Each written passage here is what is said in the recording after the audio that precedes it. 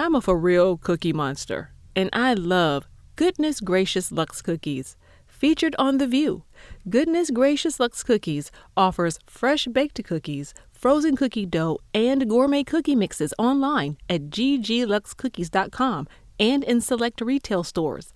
The sandwich cookies are my absolute favorite, like cake and cookies rolled into one.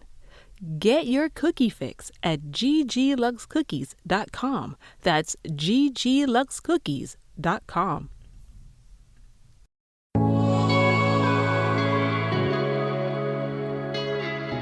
Welcome to the Succeeding Over All Roadblocks Lifecast, a show about self-discovery and vibrating higher in every area of your life. Each week, I'll have conversations with some of my favorite people who are soaring over life's challenges. They'll share their struggles, but more importantly, the lessons they've learned along the way. I'm your host, Keisha Whitaker, entrepreneur and transformational speaker. Let's get ready to soar.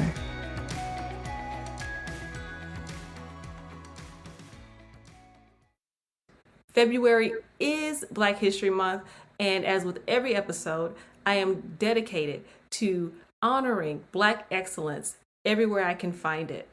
And this month, we will definitely be highlighting some people who are doing amazing, amazing things and honoring our legends and people who are now at the front lines of making change in our society. I have an amazing guest for the season premiere, and you will not believe who it is. I'm so excited to introduce Miss Karyn Parsons, who is also known as Hilary Banks from Fresh Prince of Bel-Air. After leaving acting behind, Karyn has gone on to found Sweet Blackberry, which is a nonprofit organization, but also creates a number of award-winning videos dedicated to helping ensure Black history and little-known figures are known throughout the schools and curriculums across the country. And she has done an amazing job of giving that knowledge to everyone. And so she's worked with a number of stars, from Chris Rock to Queen Latifah, Alfred Woodard have been a part of her projects. And so she's here today to talk about the work she's been doing since then, her body of work before that, and also definitely a roadblock, which is what we talk about on this show. Without further ado, I'd like to introduce you to the author, the actress, and the activist, Karyn Parsons. Hi, Karyn. Hi. How you doing? I'm doing great. Thank you so much for joining. I am so excited to have you for the season premiere. Thank you. It's an honor to be here. I'm really happy you have me here. Thanks. Let's get into what's been going on in your life. I know, for one, I want to talk about the significance of the Fresh Prince of Bel-Air. It was an absolutely groundbreaking show. I just watched the reunion not too long ago. It was so good, such a tearjerker. And I was like, wow, did not realize as we were watching it back then, what the significance was, how important it has been to the culture, and how it continues to impact people worldwide. How do you feel about that? Oh, well, I have to start off by saying I'm surprised, only in that I was much younger and I wasn't looking at what an impact the show was having. I wasn't aware of the impact that the show was having at the time. I don't think I could have known. I couldn't see its longevity. I couldn't see any of this, or let alone its relevance so many years later, decades later. But I have to say, over all of the years, meeting people and hearing their impressions of the show, how the impact the show had on them, people talking about the impact that the show had in our culture, I can't say enough how honored I am to have been a part of something like that, to have affected people, individuals. They go into life, and my contribution and the show itself are a part of them. I know what that's like because there are things that are that way for me as well. So the fact that I hold that place for some people in their lives and like I said, in the culture, some kind of impact, I'm deeply honored. I'm deeply honored. And it's really wonderful to be able to look all these years later, to look back at it and say, wow, we really affected people, and not just brush it off. As for many years I always dismissed it as flattery, and it's so much more than that. It's not as simple as being flattered, and I am flattered, but it's far more than that. It's deeper than that, and I can't express enough how much it means to me, how much of an honor it is to have been a part of something like that. I rewatched some of it in preparation for this, and it really and truly captures the Black experience. I know from the Cosby Show, we saw families that, that was our first family that we saw as a Black family that had wealth and were professionals. And then Bel-Air took it to a next level of having a family that was one of wealth. You had a judge, you had a professor, you had the wealth and the means, and living in an affluent neighborhood like Bel-Air, which was probably unheard of, for at that time, other than like celebrities like OJ and people like that. But you think about the significance of that in the sense of, I guess it's showing where they came from and where they're going. Right. And so I love that the Black experience was shown from the standpoint of, you had Uncle Phil's parents who came down from the country where they talked about him slopping hogs as a kid. You talked about Aunt Viv living in the urban communities, and Will coming in from Philly at that time where Philly was a kind of, a little rough. Yeah, a little rough. So that was real. And then bringing in the hip hop culture, which was then just growing and burgeoning at that time. Absolutely. And so it was just such a microcosm of so many different things. And I was blown away watching it back to see how much was packed into that. And then not only that, but you saw class from a standpoint of Black families becoming upwardly mobile. So you have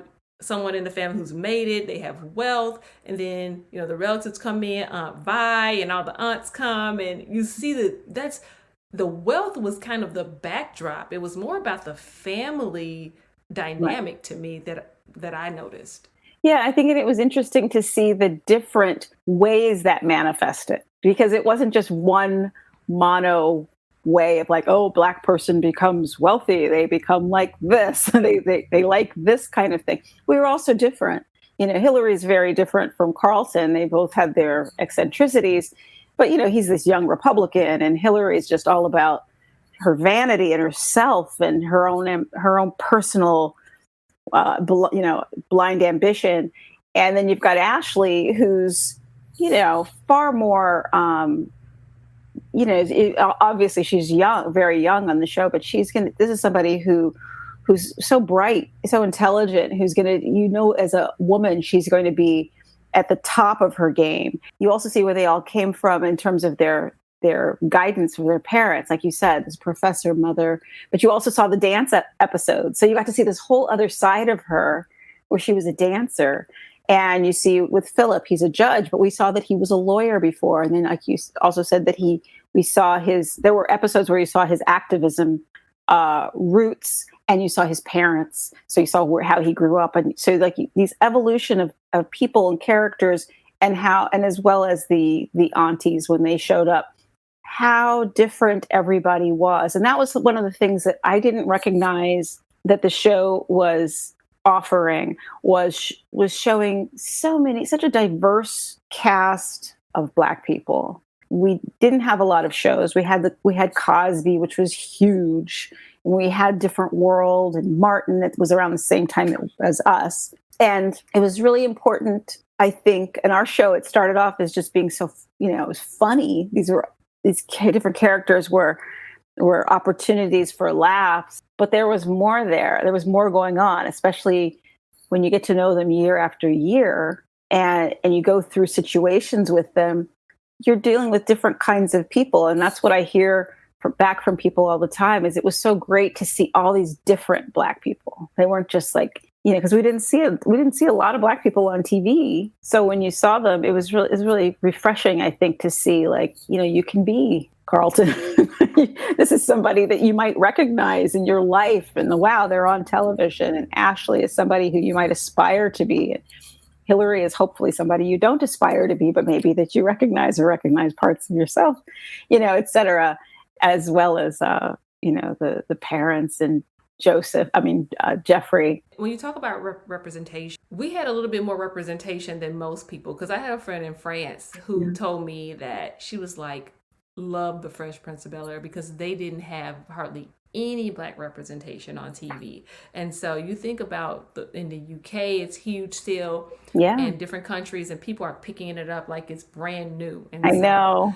It's just it's that's so really cool. Fun. Yeah, so that's cool been something that's been great. Is that this has been going on for years now, but I'll meet somebody and they'll say, "Oh, it's so great because it was my favorite show and now it's my kid's favorite show." And then 10 years later, somebody says the same thing to me. And then 10 years later, somebody's saying this, so just generation after generation is picking it up and it's becoming their favorite show all this time later. It has relevance. It has jokes that different levels of, the kids get, the parents get, and you get older, you get jokes you maybe didn't get before.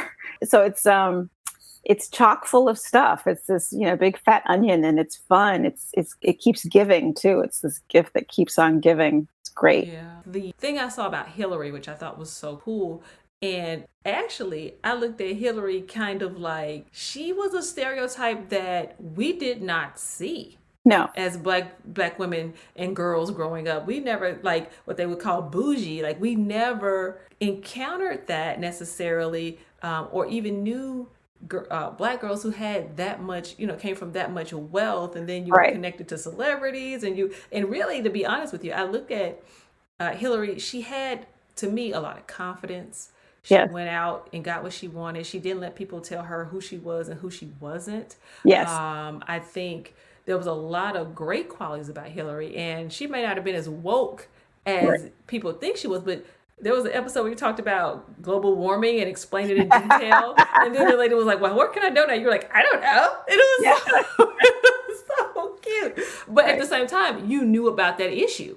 So I knew about, it wasn't. Yeah, I knew about the issue, but it was also we were taking a big van. Everybody was loading into a big, van to go get there. That was a really fun. That was a really fun thing about that character for sure. But I'm with you on her confidence, and I used to have so much fun playing her. And a lot of the reason was because I got to, my mother was brought me up to be very polite, and if you don't have anything nice to say, you don't say anything at all, which is like the opposite of Hillary. And so it was fun to kind of be bad.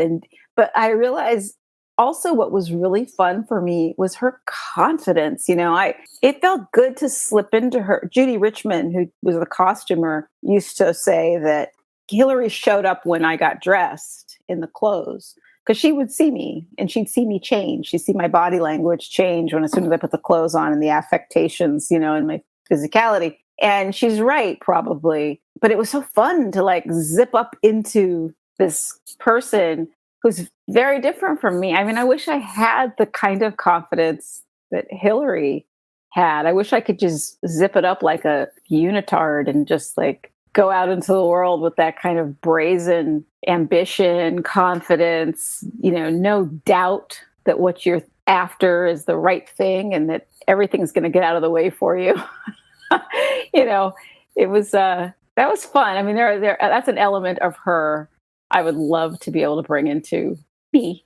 If you guys have not watched the reunion on HBO Max, I was teary-eyed. So weren't we all? Yeah. And I saw the closeness that you guys have and still have today. So that's really cool to see. Yeah, we were fortunate. We really forged a family. I mean, it happened right away that we kind of fell in love with each other. Like right away. I loved those people so fast. We were inseparable right away. We were with each other all the time. Alfonso bought a house. I bought a house down the street. We spent so much time together, even when we weren't working. And then we were fast family, and we still are. I mean, I'm happy to say when I see everybody, we just fall back in where we were before.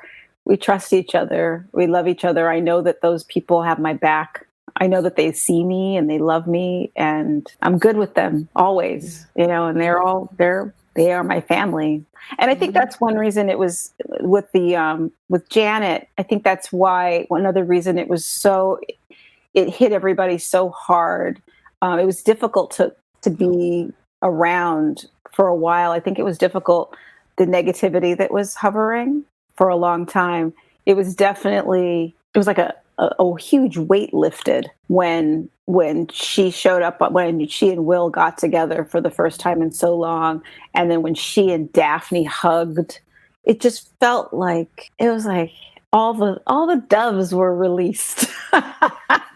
It was just so good, you know. It was like Yeah. we all needed that because we were a family, and it was nice to all again be like, yeah. I mean, I've seen Janet over the years a few times, but I didn't know how much that stuff that was that awful rift was affecting me too until everybody came together, and it just felt like, oh my god, this is right. This is, thank goodness. It just felt so good. It was so good to see her. It was so good to see everybody together and happy together. Oh, it was great. Yeah, I think it was good for us too to see I think so. you guys make amends because everyone loved her as a character.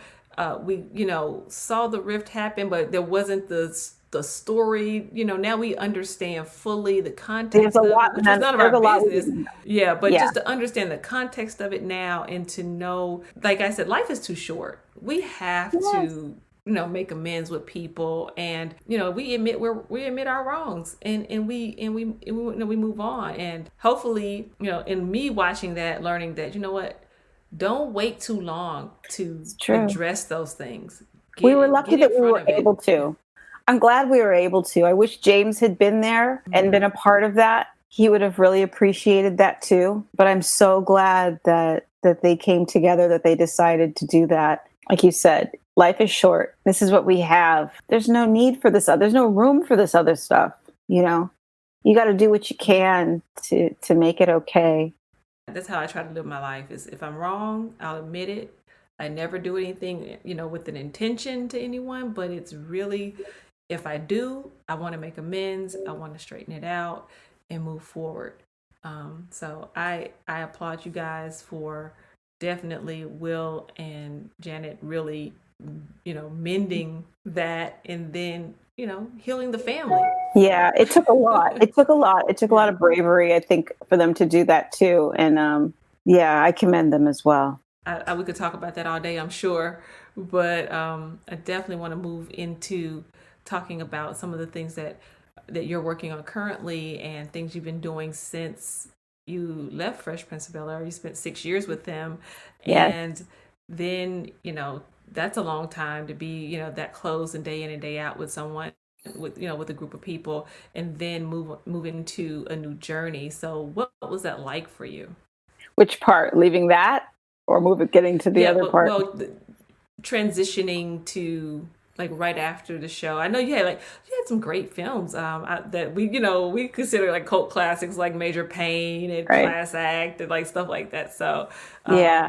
Well, those yeah. I actually did Class Act and Major Payne during the run of Fresh Prince on our Okay. break. Those were some things. I did some other things afterward, but it wasn't that long afterward that, and I did some television and actually did a show with Janet, Dennis Leary, called The Job. And I also created a show, I co-wrote, co-created, co-starred in a show called Lush Life with Lori Petty, that Yvette Lee Bowser of Living Single, the creator of Living Single, co-created with us and executive produced.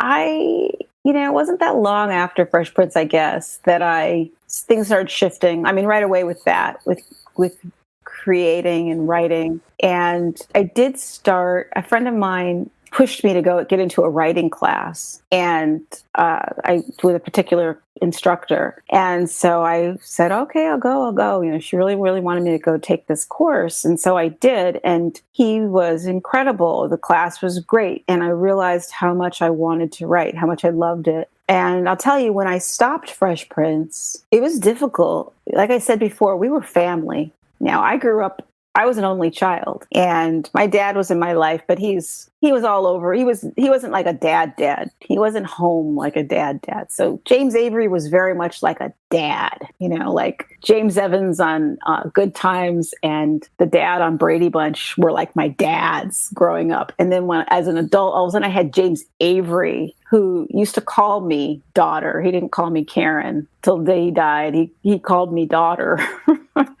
And I loved it. And he treated me that way. He treated me like a daughter in a lot of ways. And I loved it. And I had suddenly, I as an only child, growing up an only child on the show, I suddenly had siblings. I had a brother and a sister. And Will was my cousin, but he was also like very much like a brother or a really, a tight cousin. And I didn't grow up with any of that. But for those 6 years on the show, I had all of this. I mean, I had this family. And when the show ended, it was for me, it was a hard separation.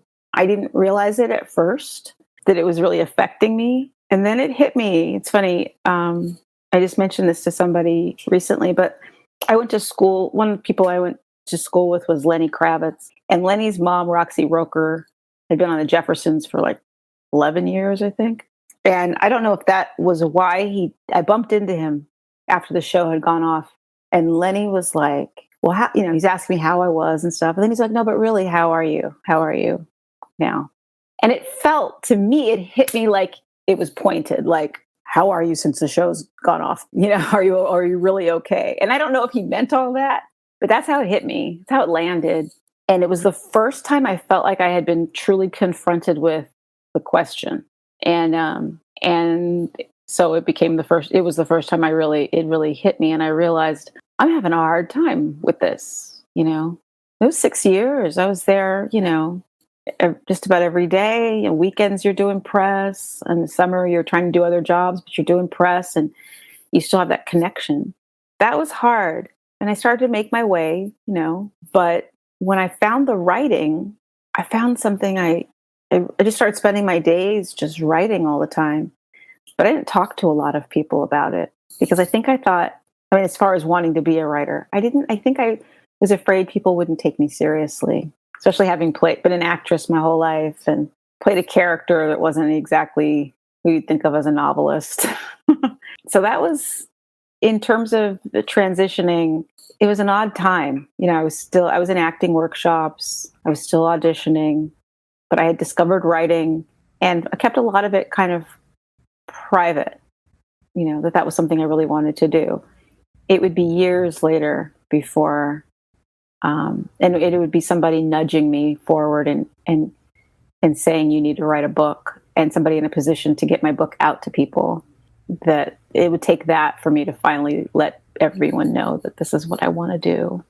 That's something that I think about when we are in our different seasons of life. There's times where you think about, and I just had a conversation earlier today about this, in my 20s, I thought going up the ladder and getting these titles and going, moving my career forward. And I had a director title at, age 26, 27. And I'm like thinking, oh, wow, I'm going to make it. I'm going to go, I've been to the Olympics. I've done this. I've done that. Like, I know that I can write my own ticket. And then it just hit me like these anxiety attacks and things were happening and the stress of it all. Yeah. And I started realizing that, okay, my life, my identity is tied up in these titles and in who I think I am and not who I really am. And it was kind of a wake-up call for me to say, okay, you've got to get back to center. And I think what I'm hearing from you is saying, okay, this is a huge shift in my life. This is who I've, been for so long, and people know me as an actress. And, I understand that trepidation of stepping into another role and, thinking, what are people going to think if I do this and do that? And I'm still kind of in that season, but I don't care anymore. I'm just moving out of that. And I love that you kept it to yourself, because sometimes when we're in those seasons, we have to protect. I think I had to protect it. Mm-hmm. I think, but I want to say something, because you just said you dealt with anxiety. Mm-hmm. I when I left the Fresh Prince and when I was doing other stuff, somewhere along the line, when I was auditioning, I started having a horrible stage fright. Go figure. It was like, for years you're getting up in front of a live audience every week. I mean, and mind you, I got it sometimes on Fresh Prince. I got it the first time we shot, and then sometimes, like I remember in the 6th season there was a show we were doing, and I was so nervous. And I don't know, I'm like, this is the 6th season. What's going on? Why am I freaking out? And then then the next show I was fine, and mostly I was fine. Did you dissect why that was happening? I have my ideas of what I think it is or was. It's one thing when you don't have anything to lose, when you don't have anywhere to fall, right? And you just keep going. But when you're up here and everyone's looking at you and going, well, what are you going to do next? That can be a tremendous pressure. And I think for me, I think it was. I think I would go into auditions. I would have worked like crazy on it. I knew what I was going to do, and I would get in to the room, and something in me, was just afraid that everyone was going to be looking at. One of the first places it happened, actually, says it all, was I was auditioning for friends of mine, producer and director team, friends of mine, who are real champions. Of me. Like they're great. They're great. And I've never worked with them before, although I had worked with I had met them because I worked with the wife of one of them, and I had a great experience. And so now they had a project that I was right for, and they were so excited because they wanted to cast me. They were like, it's our friend, and she's perfect for the role, and she's been on this show, which is only good for us, and this is great. This is perfect. And I was excited. As my friends, it's a great part. It's a good project. And I showed up. I think I did the first audition maybe without them, and I was fine. But I came in, and when I had to audition for the two of them, I choked. And that wasn't something I did. And I just completely choked and left with my tail between my legs. And I was like, I can't believe I just blew. It was like it was handed to me, and I blew it. And that wouldn't be the last time I would have an experience like that. And I think it was because everything was right there in front of me. It was so easy that I just sabotaged it. I was just this part of me that was like, oh my God, you're going to mess up. You're going to mess up. You're not going to be what everyone expects you to be, or they expect you to be great. And how can you be as good as they expect? I think all of these things were probably going on someplace in me, not consciously, but they were going on enough to stop me from being able to do my work.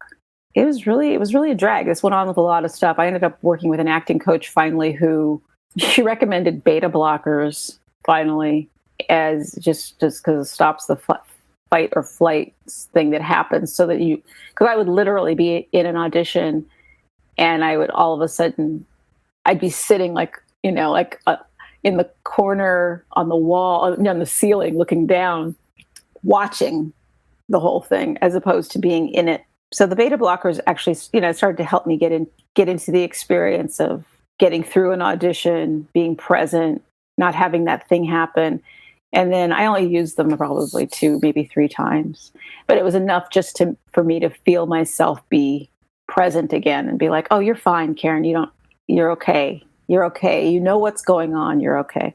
And then I got past it, but it was a devastating period. It was a really difficult period. It's not like I have a million roles to go up on. There weren't like a ton of roles for people, for women like me at the time. And there I was going in and blowing quite a few of them, but I'm okay now. Yes, you are. And I can definitely relate to that. And I know the feeling, and having stepped out and started a business not once but twice, it's really that first time I gave up on myself too soon. Yeah. And looking back on that, I lost a lot of time, and I was beating myself up about it, and I could have done this and I could have done that. And like you said, having those opportunities just handed to you, and the self-sabotage because your mind is working overtime thinking about all the things that can go wrong, right, instead of all the things that can go right. Right. It's a lot of perfectionism too, just really thinking. I mean, that can be completely, paralyzing, trying to to be perfect, trying to be what everybody wants, trying to be and you're supposed to, everyone's expecting this of me, all that stuff. And I have to say that that's one thing that whole experience has taught me, because now I go to schools and conferences and I speak at things all the time. And I used to always have to have a script. Often I don't have anything anymore. I just, I've gotten to where I feel a lot more like it's going to be fine. It's going to be fine. People are gathered here or people there at the audition because we're all in it together, and everybody wants, for the most part, people want it to go well and they want you to do well. There will be people that don't want you to do well. And there is a situation where I felt some people didn't want me to do well that actually haunts me. And I think that also has a little bit of something to do with, it's almost like, it's like in school with the kids that hate you and judge you. And it's like, you could have all these friends and then you've got like 3 girls over there who are like, and that's all you can think about. My husband always says it's like the picket fence. You've got one broken picket and all you can think of is that one.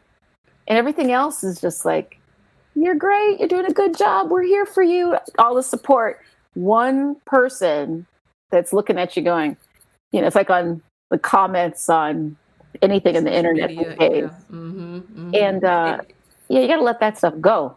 And I feel like you were like, I'm like, are we twins right now? Because at our birthdays, I noticed we're like very close. So like this Libra energy is happening.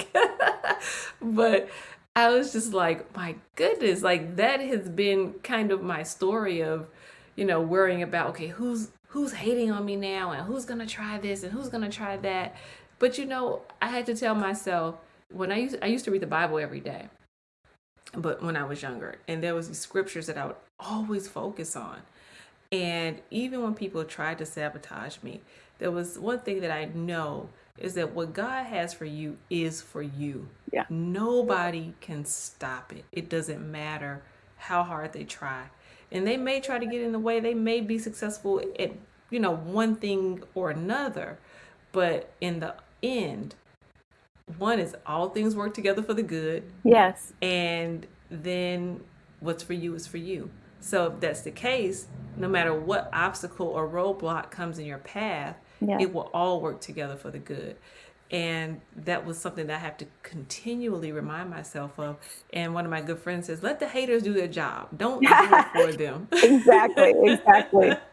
There's another quote. I want to see if I can find it for you really quickly. I know it's crazy, but I'm see if my phone will hold up over here.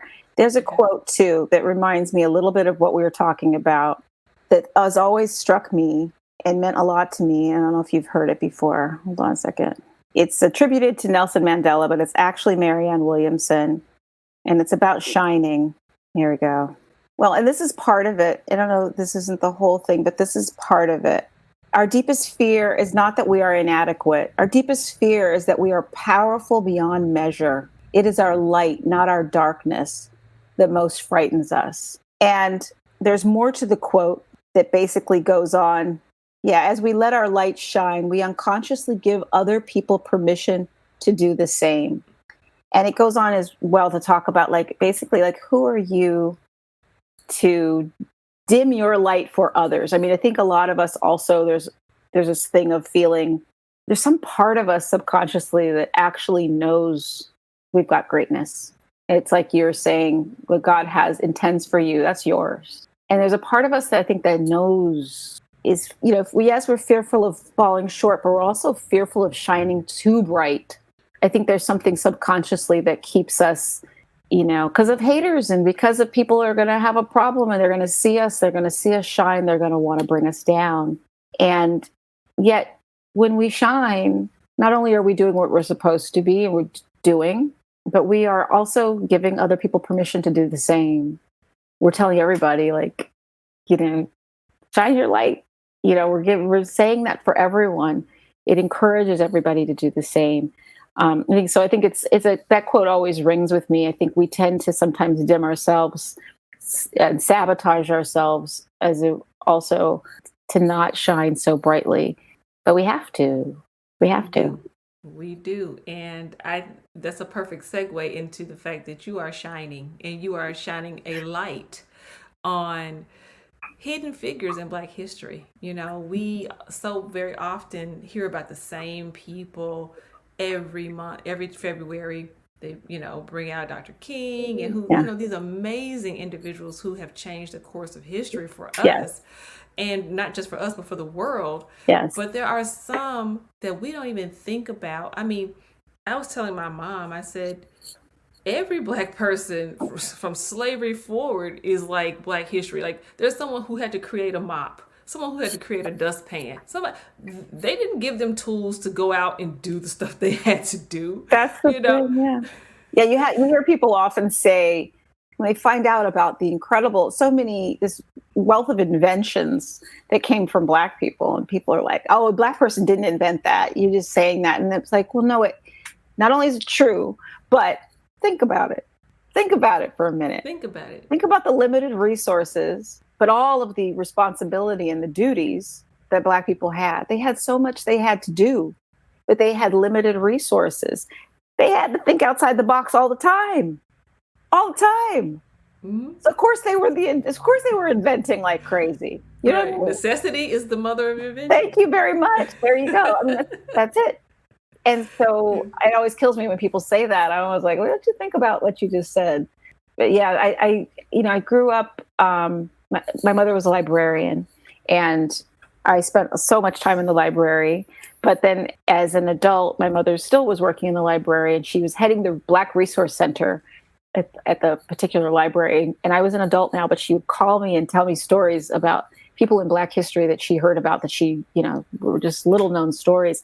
And she told me the story one day of Henry Box Brown, an enslaved man who literally mailed himself to freedom in a box, had a box built, got inside, had it nailed shut, postage applied, and sent from Virginia to Philadelphia, Pennsylvania. And it was a 27-hour journey. He went by wagon, boat, train, arrived across state lines. And when they opened it, since there were no slaves in Pennsylvania, or in Philadelphia where he was, he was a free man, and he had escaped slavery through this incredible ingenuity. And I just couldn't believe this story was true. And I was just blown away by it. But then I was blown away by the fact that I had never heard it, and none of my friends had heard it. And I thought, this just makes no sense. Like, why don't we know this? Why aren't we taught this? And I wanted to bring his story to kids. I thought such a great story for a picture book. And then my mom would tell me more stories. I would uncover more stories. And I decided I just wanted to have a series of books about real people in Black history that you don't hear about. Incredible, empowering stories that teach kids what they're capable of, and show them that these tremendous obstacles are actually opportunities for greatness. And so I started Sweet Blackberry, and our first story was The Journey of Henry Box Brown, about Henry Box Brown. And we did them because self-publishing wasn't as easy at the time as it is now. So I did them as these short animated films with a single narrator. And so Alfre Woodard came on board, and she narrated The Journey of Henry Box Brown. And then I did Garrett's Gift, about the inventor Garrett Morgan, who invented, among other things, the traffic signal. Queen Latifah did the narration for that. And they're like picture books come to life, light narration with this one person kind of telling you a story. And then Chris Rock did Janet Collins, the first Black prima ballerina. And Lawrence Fishburne did Bessie Coleman, and the first Black female aviator, whose story is amazing. And I'm happy to say, this is the book actually right here. I'm happy to say that Flying Free is our first. It just came out. It's our first hardcover picture book. The rest of were films, and then we made that one as well into a book. So that's just really been an incredible accomplishment. We have the story of Garrett Morgan coming. It's called Saving the World. Oh God, it has a long title. It's a little different from Garrett's Gift, but that comes out in the spring as well as a hardcover picture book. So I'm really excited about those. You've also written your own book. Yeah, How High the Moon. Yeah. I wrote, this is over here. I've got my whole setup here for you. But I have How High the Moon as my first novel, which was really exciting. And like I said earlier, I had somebody in my life, a friend of mine who knew me. My friend Mark, actually, we met when he was a journalist, and I had just finished Fresh Prince, and so he caught me after the show while I was writing every day. So he knew me that way, and so we were friends for a while. We lost track of each other, got back in touch. We actually ran into each other at a party, and turned out he was a literary agent. And I just didn't think of anything for my writing. I just was like, oh, this is great. This is wonderful. He had been in publishing, and I knew that, but I thought this is great. Good for you. I thought he wanted to hang out one day and wanted me to drop by the office, but instead he had been following what I was doing with Sweet Blackberry. And like I said, he knew me as a writer, and the Sweet Blackberry, I write all of the stories. And he said, I think you need to write a novel. And, here I am not writing, feeling guilty about it every day because, I'm a mom and I'm trying to do other things. I'm working with Sweet Blackberry, but the writing that I wanted to do, I just wasn't giving the time to. And I was always carrying this quiet, private guilt about it. And here somebody comes along and sees right through it and just says, I think you need to write a novel. And with that vote of confidence, I pitched him a couple of ideas, and he really loved one of them.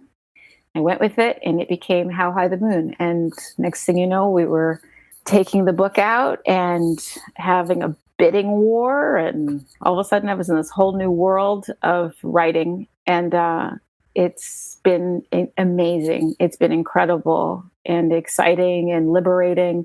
And I feel like this quiet, private person who was afraid to share this, it's just changed me so much. It's given me a whole new confidence in myself now that I'm able to just be true to that and say, this is what I do. Yes, it's not perfect. I'm still learning. But look what I feel really good. Like, I did this.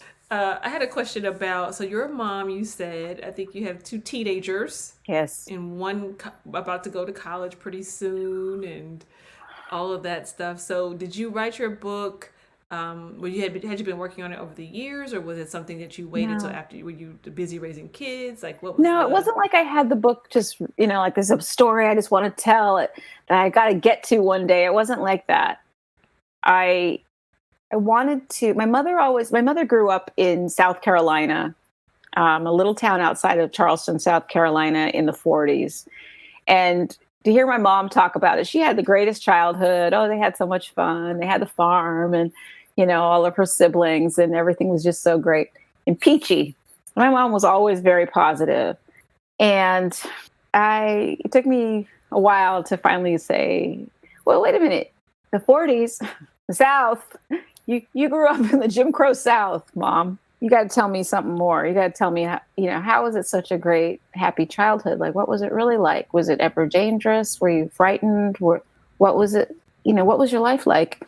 I wanted to kind of step into her shoes and create a combination of myself at 11 years old and my mother, and be there in the 1940s in a little town outside of Charleston, and see what it was like and see how, and because she genuinely had a good childhood. I wanted to see how that happened. I wanted to see why that was.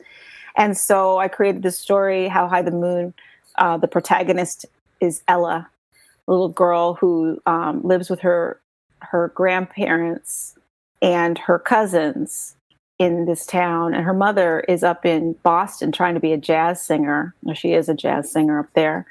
And she idolizes her mom. Her mom is Black. Her grandparents are Black, her cousins are Black, and Ella is really light and gets teased about the color of her skin and called a zebra. And she doesn't know who her dad is. She can't get straight answers about it. And so she's wondering if maybe he is white. And what does that mean for her living in where she does at the time that she does? And she gets the opportunity to go see her mom And she learns some things, unexpected things about her mom while she visits her up in Boston. And she also learns about how different things are for Black people in Boston than they are down in South Carolina. It sees a whole different world. And when she goes back to South Carolina, she finds out that a good friend of hers, George Stinney, has been arrested. He's been accused of murdering 2 little white girls. And this character is based on the real person, George Stinney Jr., who, for people who don't know, George Stinney Jr. was the youngest person ever executed in the United States. At 14 years old, he was put in the electric chair at 14 years old. He was so small they had to sit him up on top of books because he wasn't tall enough to reach the headpiece. He was accused of killing and convicted of killing 2 little white girls, which, many years later, decades later, after he had died, they would retry the case and realize that it had indeed, the initial case trial had been a sham, and they would throw it out and he'd be exonerated. But this was too late. This is after George had already been executed. I would come across George and his story often when researching Sweet Blackberry, and I'd see his face, this mugshot, this little boy. And I knew about his story. My friends didn't know about the story. Nobody knew about it, but it wasn't an empowering or inspiring Sweet Blackberry story. So How High the Moon turned out to be the perfect place to bring George's story, because he lived in the 40s in a little town outside of Charleston, South Carolina. Not the same one as my mother, but not that far away. And so it made sense to bring him into the story and have an opportunity to tell a little bit about him to people, so he's not entirely forgotten. And so it just scratches the surface. And if anyone wants to, they can look a little deeper and find out more about what happened and the injustice that he faced, because it's important we don't forget. And it kind of reminds me of Lovecraft Country, where they kind of put Emmett Till's story into the actual show. And I thought that was and Tulsa and some other Tulsa, events. exactly. Yeah. So yeah. That was really But it's cool. great because it's like so many people were like, I didn't know about Tulsa, until Lovecraft. The truth has to come to light. Yeah, if we have to deal with these things, and we can't, if we whitewash it, if we start eliminating things from our history books, or, picking and choosing what stories we tell, and we don't deal with how horrendous some of these things were because it's just uncomfortable, education is the key. I could talk about education gaps all day. I could talk about... and that's one of the things with the Sweet Blackberry stories that I would love to be able to do, is simply by telling these stories, introducing children at a really young age to the accomplishments that so many people have made to our everyday life. I think it helps, not only does it help Black children see themselves as these contributions that have been made and what they're capable of. It makes all children recognize what they are capable of, because they see these hurdles that they overcame, right? But on top of it, it helps children who aren't Black and brown look at their neighbors and see the accomplishments that people that look like them made too, right? So altogether, these children are coming up, and the landscape of race is different for them if they have an appreciation of these things. These are things that are being... It's not like, the history books just kind of forgot them. No, they're being deliberately kept out of the books. And that is changing how people view themselves and their history and their ancestors and their own capability as they go into the world. Because they're not seeing that they accomplished things. They're being told certain propaganda that goes in, that creates who they are. On the cover, on the beginning of the Sweet Blackberry website, if you go to the sweetblackberry.org, we have a clip. We talk a little bit about Sweet Blackberry. In the very beginning of that clip, we talk about the Dolly test. And I don't know if you're familiar with it. I am. You are. In the Dolly test, for people who don't know, is they would give little Black kids, 2 dolls, a black doll and a white doll, and ask them which is the good doll, which is the bad doll, which is the pretty doll, which is the ugly doll.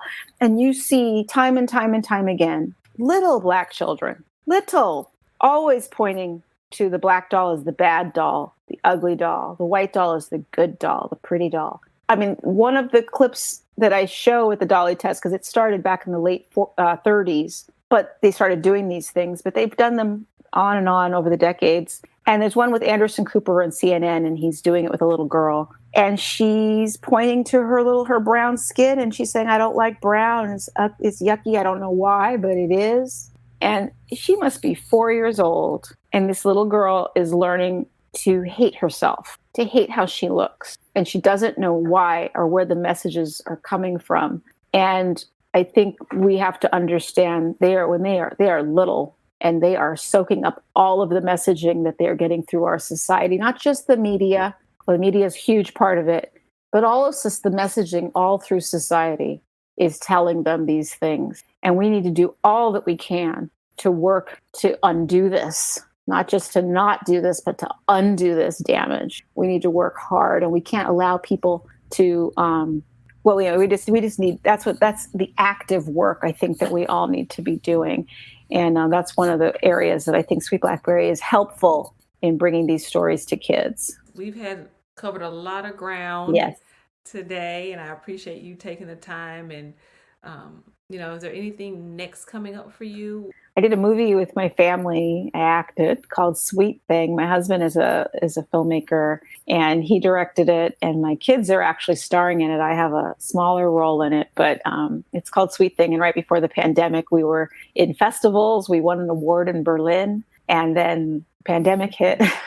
And so all the festivals kind of went, so we'll see what happens if they're able to pick that back up. It does look like the film's going to get distribution. So it's called Sweet Thing. I would just say keep an eye out for it when it does get distribution. Looks like it's happening. And right now I'm working, like I said, I'm writing some other things, and hopefully I'll have something to talk to you about and come back. Talk to you about something later. Yeah, some very cool stuff going on. So where can people... I have it on the screen that they can go to Instagram to Sweet Blackberry, and I'm sure that's the handle for all of your social media. You can also go to Karyn Parsons on Instagram. I'm at Karyn Parsons, and I'm on Facebook, Twitter. It's both Sweet Blackberry and Karyn Parsons on both there. And then on the website, we have sweetblackberry.org for more information and for purchasing Sweet Blackberry products as well. Awesome. Well, thank you so much, Miss Karyn. This has been an amazing experience for me to just sit down, talk to you, and learn more about everything that, the ups and downs, the highs and lows, and all the great things that have come out of, those peaks and valleys. So thank you so much for sitting down with me and having this conversation. Thank you. It was good to talk with you. I appreciate it. Thanks for listening to the Succeeding Over All Roadblocks Lifecast. Follow the show on Instagram, Facebook, and Twitter at SOAR Lifecast for more tips and motivation. You can also email questions to soarlifecast@gmail.com. Be sure to catch new episodes every week and leave a review of the show. Until then, keep soaring.